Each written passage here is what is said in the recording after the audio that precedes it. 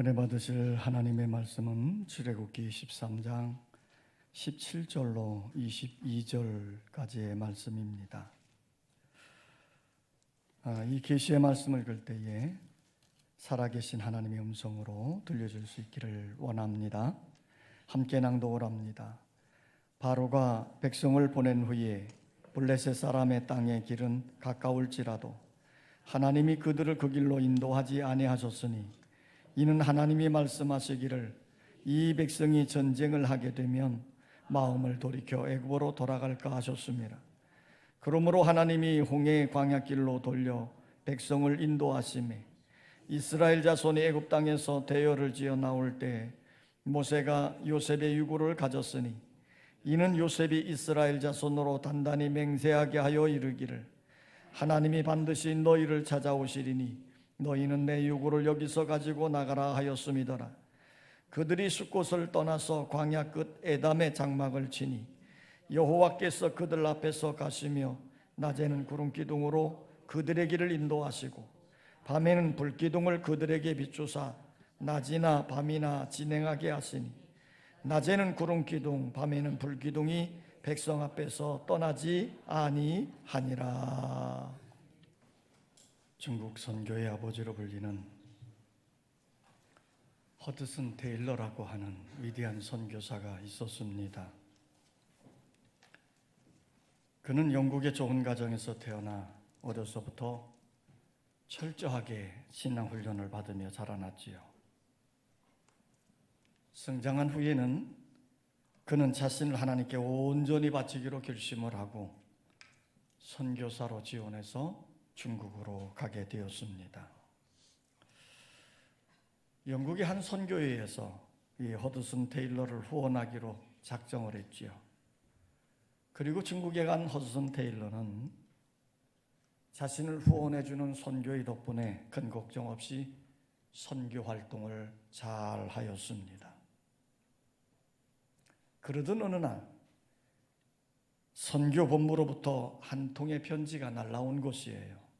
그 안에는 국가 경제가 어려워지면서 선교비가 제대로 모여지지 않아 당신에게 더 이상 선교비를 보낼 수 없다는 내용이었습니다. 섭섭한 일이지만 이제는 중국 선교를 접고 본국으로 돌아오라는 것이지요. 허드슨 테일러는 이 편지를 받고 큰 충격을 받은 것이에요. 선교 활동을 중단하고 싶지는 않았지만 그렇다고 계속 중국에 머물러 선교 활동도 할 수 없는 처지가 된 것이에요. 그래서 허드슨 테일러는 오랫동안 고민하며 기도하다가 하나님의 뜻을 찾기 시작한 것입니다. 기도하던 중에 구약 성경에 나오는 두 가지의 말씀이 생각이 난 것이지요. 하나는 사무엘이 고백했던 에베네셀, 즉 여호와께서 여기까지 우리를 인도하셨다는 말씀입니다. 에베네셀. 또 하나는 아브라함이 고백한 여호와 이레입니다. 하나님이 준비하셨다, 하나님이 예비하셨다라고 하는 말씀이에요. 아브라함이 하나님의 명령을 받고 독자 이삭을 모리아산에 제물로 드리러 갈 때 그 아들 이삭이 아버지에게 이렇게 질문을 던지는 거예요. 아버지, 제사에 사용할 나무도 있고 불도 있는데 정작 제물로 드릴 양은 어디에 있습니까? 그때 아브라함이 아들 이삭에게 이렇게 대답했어요. 하나님께서 예비하셨느니라. 여호와 이레. 이렇게 대답을 했어요.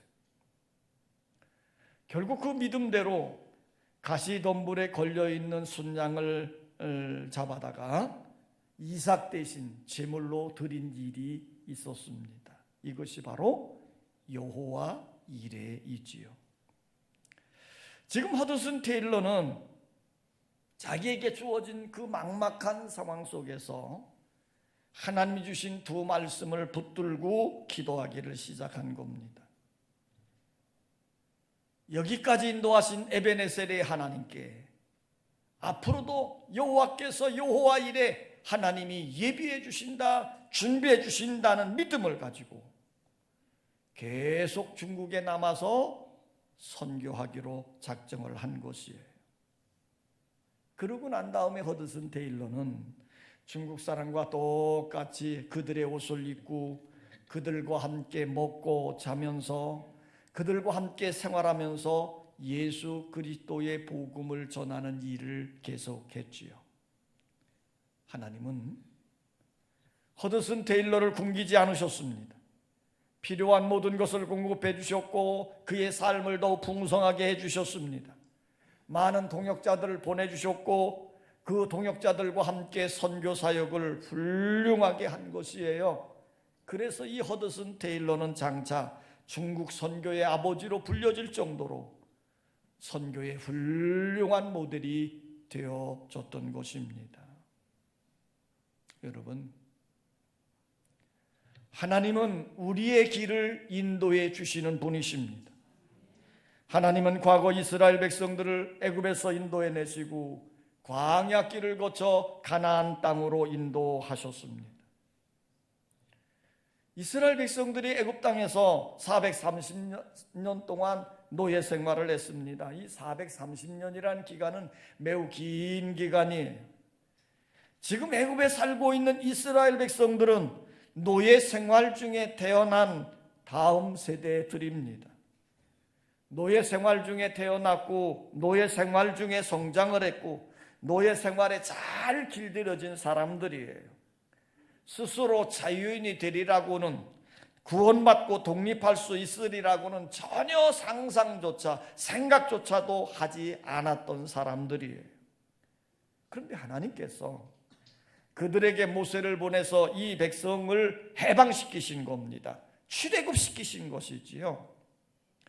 출애굽을 시키기 전에 하나님은 10가지의 재앙을 통해서 하나님의 살아계신 권능의 역사를 통해서 애굽에 내려줌으로 바로가 항복을 하고 이스라엘 백성들로 하여금은 살아계신 하나님의 능력을 경험하게 하는 하나님의 위대하심을 보여주는 사건들이었습니다. 그러고 난 다음에 하나님은 이스라엘 백성들을 인도하여 주셨습니다. 구름 기둥과 불 기둥을 앞세워서 이스라엘 백성들을 약속의 땅 가나안 땅까지 인도해 주셨던 것이에요. 그런데 하나님이 이스라엘 백성들을 광야길로 인도하셔서 가나안 땅에 들어갔는데 문제는 출애굽을 한 이스라엘 백성들이 가나안 땅에 들어가기 위해서는 2가지의 길이 놓여져 있었던 것이에요. 하나는 블레셋 땅을 통과해서 남쪽으로 들어가는 길이 있고 또 하나는 홍해를 건너서 시내 광야를 지나 서쪽으로 들어가는 길입니다. 자, 그런데 블레셋 땅을 통과해서 남쪽으로 들어가는 길은 가나안 땅과 매우 가깝습니다. 그래서 보름 정도만 가면 가나안 땅에 들어갈 수 있는 길이에요. 또 하나는 홍해를 건널 뿐만 아니라 시내 광야를 지나서 광야 지대를 쭉 거쳐서 들어가는 길이에요. 이 길은 매우 험한 길이었고 삥 돌아가는 길이었고 사막을 통과해야 되는 고통이 따르는 길이었습니다. 그런데 하나님은 이스라엘 백성들을 첫 번째 쉬운 길, 가까운 길로 인도하지 아니하시고 험하고 고통스러운 광야의 길로 그들을 인도해 주셨던 거예요. 왜 하나님은 쉽게 갈 수 있는 길을 막으시고 힘들고 어렵고 고통스러운 광야의 길로 인도하셨을까요? 언뜻 생각하면 하나님이 하셔도 너무했다, 뭐 이런 생각이 들 정도로 하나님이 야속해 보입니다. 그러나 하나님이 행하신 그 깊은 뜻을 깨닫게 되어지면 아하, 하나님이 이스라엘 백성들을 사랑해도 되게 사랑하시는구나 하는 것을 깨닫게 되는 것이에요. 그러면 하나님이 왜 이스라엘 백성들을 광야의 길로 인도하셨을까? 첫째입니다. 따라서 합시다. 블레셋 사람을 피하기 위해서다. 이스라엘 백성들이 출애굽을 할 당시에 블레셋 사람들은 애굽에서 요바에 이르는 지중해 연안에 살고 있었어요. 그런데 그들은 정말 싸움을 잘하는 강군의 나라였습니다. 그러니까 그들은 무서울 게 없는 강인한 군대를 가지고 있었더라는 거예요. 만약에 이스라엘의 60만 백성이 이 블레셋 사람들이 살고 있는 지역을 통과해 간다고 하면 당연히 블레셋 사람과 전쟁을 하게 될 것이고, 노예 출신인 이스라엘 백성들이 그 강한 군대인 블레셋 군대와 싸움을 한다면 그거는 백전백패일 겁니다. 그러면 이들은 도망을 쳐야 되잖아요. 어디로 도망가겠습니까? 출애굽에서 나왔던 애굽으로 다시 되돌아가야 되는 것이에요. 애굽 땅으로 다시 되돌아가면 바로 왕이 어떻게 하겠습니까? 수많은 이스라엘 사람들을 죽일 것이고 살아남은 자들에게는 더 강한 혹독한 노예 생활을 하도록 그들을 압박했을 것입니다. 자, 여러분, 우리 하나님은 이런 정황들 때문에 지름길인 빠르게 가는 길을 피하고 먼 길이지만 광야의 길로 인도해 주셨던 것이에요. 여기서 우리는 내 생각과 하나님의 생각이 다르다는 것을 깨닫게 됩니다. 이사야 선지자는 이렇게 말씀했습니다. 이는 내 생각이 너희의 생각과 다르며 내 길은 너희의 길과 다름이니라. 여호와의 말씀이니라. 이는 하늘이 땅보다 높음 같이 내 길은 너희의 길보다 높으며 내 생각은 너희의 생각보다 높음이니라. 이렇게 말씀했어요. 내 생각보다 하나님의 생각이, 내 방법보다 하나님의 방법이 훨씬 더 좋은 방법이다, 이 말입니다. 그러므로 때때로 하나님의 하시는 일들이 이해가 되지 않고 천천히 늦게 돌아가는 길이라 할지라도 우리는 하나님의 인도하심에 순종하며 살아야 될 줄 믿습니다. 그럴 때 축복의 땅, 약속의 땅 가나안으로 인도함을 받게 되는 것이에요. 하나님은 왜 이스라엘 백성들을 광야길로 인도하셨을까요? 따라서 합시다. 이스라엘 백성을 연단하고 훈련시키기 위해서다. 신명기 8장 2절에 보면 내 하나님 여호와께서 이 40년 동안에 내게 광야길을 걷게 하신 것을 기억하라. 이는 너를 낮추시며 너를 시험하사 내 마음이 어떠한지 그 명령을 지키는지 지키지 않는지 알려 하심이라 그랬습니다. 이스라엘 백성들은 험한 광야의 길을 지나면서 강인한 민족으로 훈련받고 연단을 받게 된 것이다, 이 말이에요. 400년 동안 애굽에서 종살이를 하며 살았기에 이들이 훈련받고 연단받지 않고는 하나님의 백성으로 살아갈 수 없으니 광야의 길을 통과시키면서 그들을 훈련하고 연단시키셨던 것이지요. 여러분, 우리가 살아가면서 때로는 어렵고 힘들고 고통스러운 상황을 만날 때가 있습니다. 내가 믿음으로 살고 기도하며 사는데도 여전히 어려운 상황, 어려운 고통스러운 문제들을 만나게 되면 하나님이 오늘도 나를 만드시고 나를 훈련시키시고 나를 연단시키고 있구나 생각을 하면서 인내하며 기도하며 말씀을 따라 나가는 삶이 되어야 될 줄 믿습니다. 고난을 통과한 다음에는 하나님께서 반드시 더 좋은 상황으로 더 좋은 길로 인도해 주시기 때문이에요. 20세기의 석학이라고 불리우는 영국의 역사학자 아놀드 토인비가 있습니다. 이분은 역사 탐구를 위해서 그리스라고 하는 역사와 유적이 있는 곳이죠. 그리스도로 가서 그곳에서 연구 활동을 하다가 그곳의 물을 마셨는데 좋지 못한 물이었던 것 같아요. 그래서 이질에 걸렸답니다. 요즘의 이질은 병도 아니지만 2차 세계대전 때는 이질 그러면, 우리도 일본이 지배할 때 이질 그러면 큰일 날 병이었잖아. 그러니까 엄청 무서워하는 병이었어요. 때마침 그 당시에는 유럽이 1차 세계대전이 한창 진행되고 있었습니다. 그러니 각 나라들은 어떻게 했습니까? 젊은이들을 전부 군대로 편집을 했고 모집을 했고, 그리고 이들은 전쟁터에 나가야 되는데 요즘처럼 뭐 로켓포가 날아다니는 시대가 아니에요. 전면전 시대입니다. 그러니까 젊은이들이 많이 전쟁터에 죽는 거예요. 전쟁터에 끌려가면 대부분 많은 사람들이 죽습니다. 바로 이런 상황에 아놀드 토인비는 이질병에 걸림으로 인해서 군대에 끌려가지 않게 됐고요. 그래서 그 죽음의 자리에서 무사하게 건짐을 받았습니다. 결국 전쟁터에서 살게 된 아놀드 토인비는요, 먼 훗날 20세기의 가장 위대한 역사가가 되어지게 된 것이에요. 그의 저서 중에 역사의 연구라고 하는 책이 있는데 그 책에서 이런 이야기를 들려주고 있습니다. 문명이 발생하는 것은 환경이 좋은 조건에서가 아니라 악조건에서 발생한다는 것이에요. 그러면서 문명의 흥망성쇠는 도전과 응전의 법칙에 따라 결정된다고 말하고 있습니다.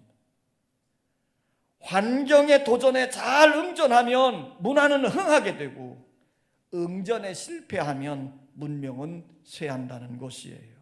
그러면서 그가 즐겨 사용하는 이야기 하나가 있습니다. 그것은 북해의 청어가 살아서 영국까지 오는 길, 이 결이에요.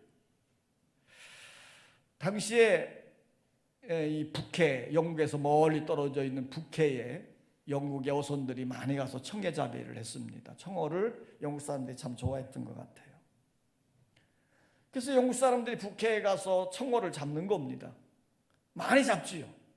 그런데 문제는 그 잡은 청어를 건강하게, 씩씩하게, 생동감 있게 살아있는 청어로 영국까지 데려와야 되는데, 이걸 가져와야 되는데, 그 먼 길을 항해해서 돌아오고 나면 어김없이 이 청어들이 비실비실하고 절반은 죽어있고 뭐 이런 상태에 있다는 거예요. 그러니까 이 어부들이 많은 돈을 벌어야 되는데 다 죽은 거 뭐 이게 싼 값에 팔려주고 마는 거예요. 바로 이러할 때 한 어부만은 청어를 북해에서 잡아가지고 영국까지 왔는데 아주 싱싱하고 살아서 펄떡펄떡거리는 청어들만 가지고 온 겁니다. 그러니 이 어부는 많은 돈을 벌게 되는 거잖아요. 그러니까 동료 어부들이 이 어부에게 너는 도대체 어떻게 그 살아있고 생동감 있게 팔딱팔딱거리는 청어를 가지고 오느냐 하고 그 비결을 물어보았지만 그 어부가 가르쳐 주겠습니까? 돈 버는 비결인데. 그런데 이 동료들이 끈질긴 압력을 가하면서 그 비결이 알려졌는데 그 방법은 매우 단순했다는 거예요. 청어를 가득 담은 통 속에, 그 물통 속에 메기 2-3마리를 집어넣는 거랍니다. 그 비결을 들은 다른 동료 어부가 묻는 겁니다. 그러면 그 메기가 청어를 잡아먹을 거 아닌가? 그때 그 어부가 이렇게 대답했다는 거예요. 그러면 메기가 청어를 잡아먹습니다. 그런데 그 청어는 2-3마리에 불과할 뿐입니다. 그 통 속에 있는 수백, 수천의 청어들은 잡혀먹지 않기 위해서 이리 도망다니고 저리 도망다니다가 영국까지 오게 되어지면 살아서 펄떡펄떡거리는 싱싱한 청어로 오게 되더라는 거지요. 아놀드 토인비는 이 이야기를 도전과 응전에 대한 비결로 들려주면서 우리가 살다가 보면 실패다, 고난이다, 시련이다, 질병 속의 아픔이다, 악조건이다, 이러한 모든 것들이 결코 나쁜 것만은 아니더라고 하는 것을 역설해 주고 있는 것이에요. 우리가 당하고 있는 여러 가지 아픔의 사건들을 통해서 내가 연단되어지고 훈련되어질 때 우리는 더 좋은 인생으로 나아갈 수 있는 길이 있다고 가르쳐주고 있는 것이에요. 여러분, 우리 하나님도 여러분들의 삶 속에 때로는 고난으로, 때로는 문제로, 때로는 질병으로, 때로는 실패로 여러분들의 삶을 만들어가고 시련 가운데 이끌어주고 있음을 여러분들이 깨달을 수 있기를 원합니다. 분명한 건 우리 하나님은 여러분들의 삶을 가나안 땅으로 인도하는, 축복의 자리로 인도하는 은혜로운 삶이 되어질 것이기 때문이에요. 이스라엘 백성들을 광야로 인도하신 것은 따라합시다. 하나님의 임재하심을 경험하게 하기 위해서다. 신명기 8장에 보면 하나님은 이렇게 말씀했습니다. 내 하나님 여호와께서 이 광야 40년 동안에 내게 광야길을 걷게 하신 것을 기억하라. 너를 낮추시며 너를 줄이게 하시며 또 너도 알지 못하며 내 조상들도 알지 못하던 만나를 내게 먹이신 것은 사람이 떡으로만 사는 것이 아니요 여호와의 입에서 나오는 모든 말씀으로 사는 줄을 내가 알게 하려 하심이니라. 그러니까 이스라엘 백성들이 광야 40년 생활을 통해서 어려움을 겪기도 하고 고통을 겪기도 하고 힘듦을 겪기도 했지만 하나님은 그때그때마다 기사와 이적을 나타내 주심으로 그들이 하나님의 능력을 경험해가고 하나님이 우리와 함께 하셔서 이렇게 도우시는구나 하는 것을 경험했더라는 것입니다. 이들이 하나님의 임재를 경험하고 하나님의 사랑을 깨닫기 전에는요, 사사건건 문제만 터지면 원망하고 불평을 했습니다. 사실 힘들고 고통스럽고 열악한 환경에서 감사하며 찬송하며 산다는 것 결코 쉽지 않아요. 오히려 우리는 아프거나 애롭거나 문제가 터지게 되어지면 원망과 불평이 나오는 것 쉽습니다. 그러나 하나님은 우리 믿음의 사람들이 원망하고 불평하는 거 원치 않아요. 어떤 상황에도 항상 감사하며 찬송하며 기뻐하며 살아가기를 원하고 계신 것이에요. 그러면 왜 이스라엘 백성들은 원망하며 불평함으로 실패하는 인생을 살게 되어졌을까요? 첫째는 악성 건망증 때문이랍니다. 원망을 심리적으로 연구한 어떤 사람이 발표하기를 악성 건망증이 원망의 이유라는 거예요. 여러분, 사람은 누구나 다 건망증이 있습니다. 그런데 유독 잊어버리는데요, 좋은 일은 다 잊어버리고 나쁜 일만 기억하고 사는 사람이 있어요. 이것이 바로 악성 건망증이래요. 그 많은 좋은 일들, 그 많은 은혜스러운 일들은 다 잊어버리고 자신에게 나타났던 나빴던 일, 고통스러웠던 일, 아픈 일들만 생각을 합니다. 인간관계에서도 마찬가지예요. 자기에게 좋았고 잘해주었던 일들, 그 모든 일은 다 잊어버리고 자기에게 잘못했던 일, 섭섭했던 일들만 생각을 합니다. 그러니 그 입을 열면 원망할 수밖에 없는 거지요. 바로 이 악성 건망증이 은혜를 다 잊어버리게 한다는 거예요. 여러분, 이스라엘 백성들이 애굽에서 출애굽을 할 때 그들의 힘으로 나왔습니까? 전부 하나님의 능력이었습니다. 전부 하나님의 은혜였습니다. 하나님께서 전능한 능력으로 10가지의 권능을 행하시고 그때마다 하나님 살아계심을 나타내 주었습니다. 그런데 이들이 이렇게 능력으로 행하셨던 하나님의 능력을, 하나님을 기억하며 살았더라면 어려움 속을 당할 때마다 더욱더 하나님을 의지하며 살았겠지요.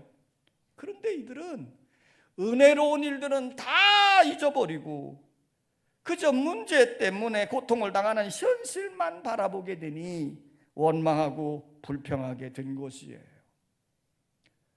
자, 이스라엘 백성들이 광야길에서 실패했던 두 번째 이유는 인간의 조급함 때문이랍니다.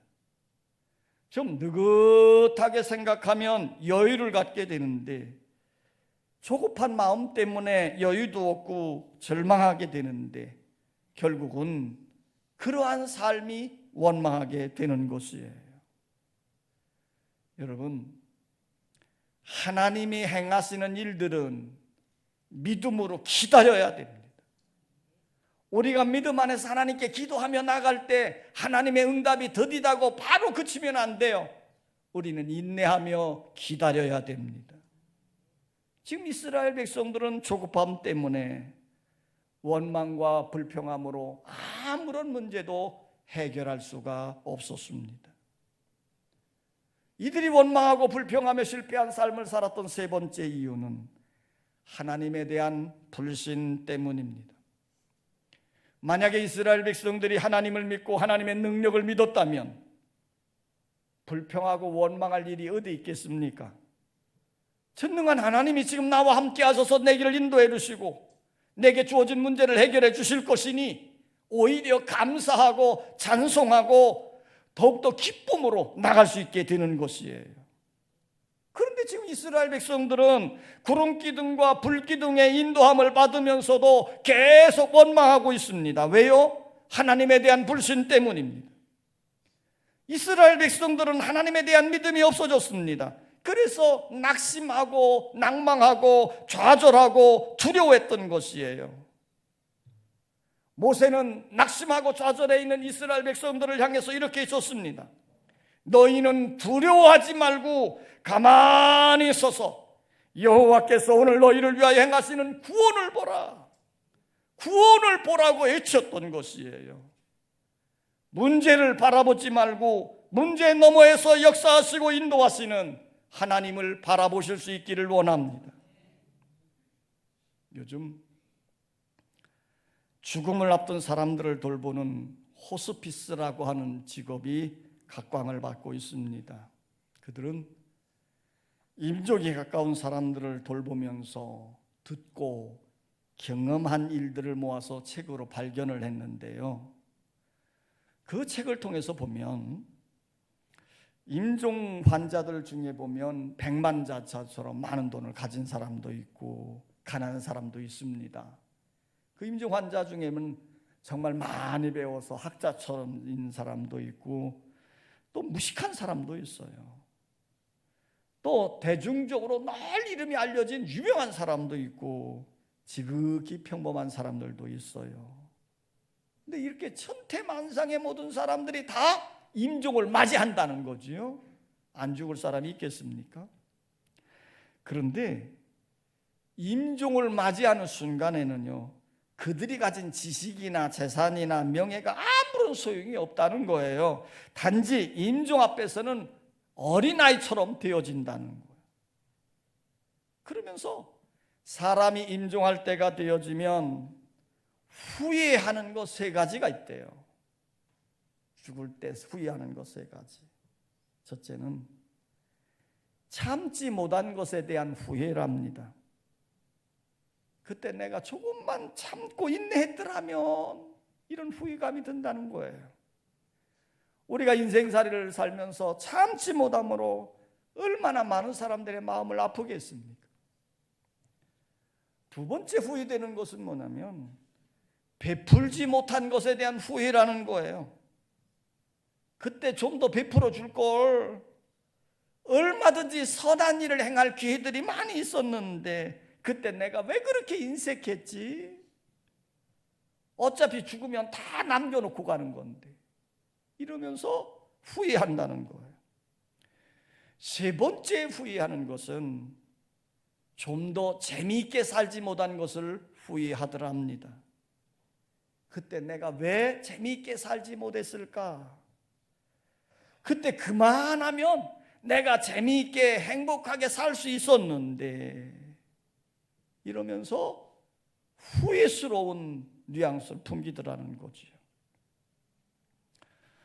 여러분, 지금 이스라엘 백성들은 문제를 만날 때마다 원망하고 불평하다가 결국은 광야에서 다 죽고 마는 망해버린 자들이 되어졌습니다.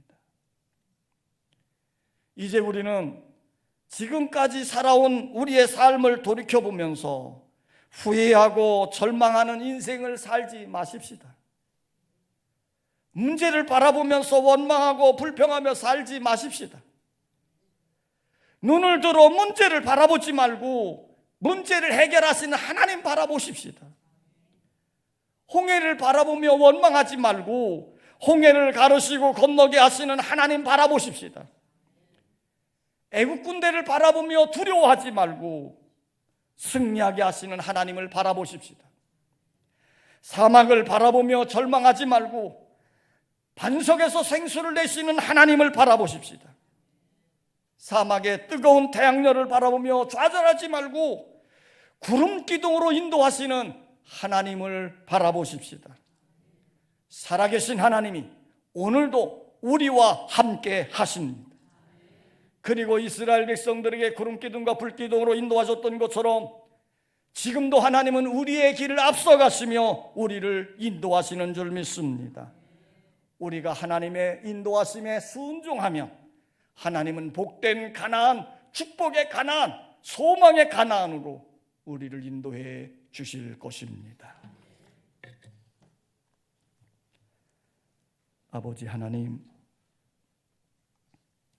우리가 살아가면서 믿음으로 살지만 여전히 우리의 삶의 형편은 고통이고 염려고 아파할 일들이 꽤나 있습니다. 오늘 이스라엘 백성들이 그랬습니다. 하나님의 놀라운 은혜를 받았음에도 불구하고 하나님의 권능과 하나님의 능력을 경험했음에도 불구하고 그들은 하나님을 불신했고 문제가 터질 때마다 원망하고 불평했습니다. 그러다가 그들은 실패한 인생으로 추락하고 말았습니다. 오늘 하나님은 다시금 말씀으로 우리에게 격려해 주십니다. 하나님은 우리와 함께 하시며 우리를 불기둥으로 구름기둥으로 인도하시면서 가나안 땅으로 인도하신다고 약속하고 있습니다. 이제 우리는 눈을 들어 문제를, 우리의 현실을 바라보지 말게 하시고 문제 너머에서 역사하시는 하나님 바라보게 하여 주시옵소서. 고통의 사건 너머에서 역사하시는 은혜로운 주님을 바라보게 하여 주시옵소서. 그래서 어떤 상황이든지 주님을 통해서 강하고 담대해지기를 원하고 그 주님께 믿음으로 기도함으로 응답을 경험하고 승리의 삶을 살아가는 성도들이 되게 하여 주시옵소서. 예수님의 이름으로 기도하옵나이다. 아멘.